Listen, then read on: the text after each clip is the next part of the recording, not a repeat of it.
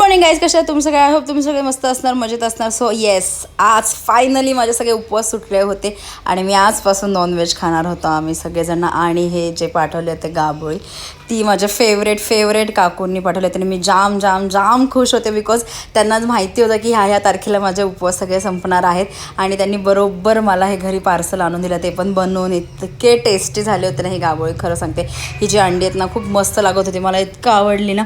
आणि जे fish fry होतं ते पण भारी होतं आणि डाळ भातासोबत तर एक नंबर लागत होतं, खूपच भारी. आणि त्याच्यानंतर संध्याकाळी बनवायचं ठरवलं होतं मटन, बिकॉज आज आहे संडे. सो काय बनवायचं म्हणून मटन बनवलं आणि याला सगळा मसाला लावून घेतला मी, धने पावडर वगैरे सगळं. आणि त्याच्यानंतर तेजपत्ता टाकला तेलामध्ये आणि डायरेक्ट कुकरला शिट्टी घ्यायला लावलं.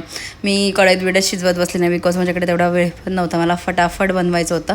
आणि मग मी डायरेक्ट कुकरला 6 ते 7 शिट्ट्या घेतल्या, ते ऑटोमॅटिक शिजतं मटन. त्याच्यानंतर मी हा मसाला रेडी केला होता. माझ्याकडे ऑलरेडी सुकं खोबरं होतं भाजलेलं बारीक केलेलं, आणि हे सगळं मिक्स टोमॅटो वगैरे, कोथिंबीर, मिरची, लसूण, आलं टाकून मसाला केला. त्याच्यानंतर येस, मटणाचा सूप हा इतका मस्त लागतो.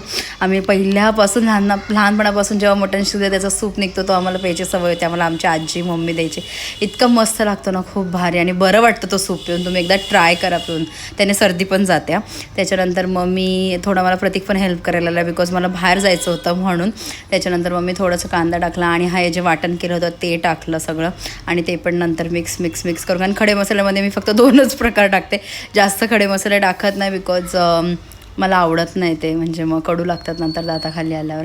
आणि त्याच्यानंतर मग हा मसाला पण सगळा मिक्स करून घेतला. आणि मी ऑलरेडी सगळा मसाला काढून ठेवला होता, म्हणजे हळद, लाल मिरची पावडर, कोळी मसाला आणि थोडासा गरम मसाला आणि मटन मसाला सगळा काढून ठेवला होता. आणि तो सगळा मिक्स केला.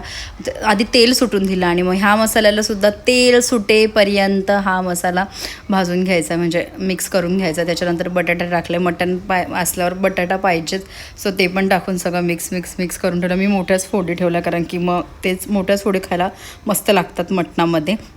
आणि त्याच्यानंतर जे आपण मटण शिजवलं होतं ते टाकलं आणि ते पण मिक्स केलं. हा इतका मस्त स्मेल येतो ना, इतका वास भारी येत होता ना, एक नंबर असं हे झालं होतं.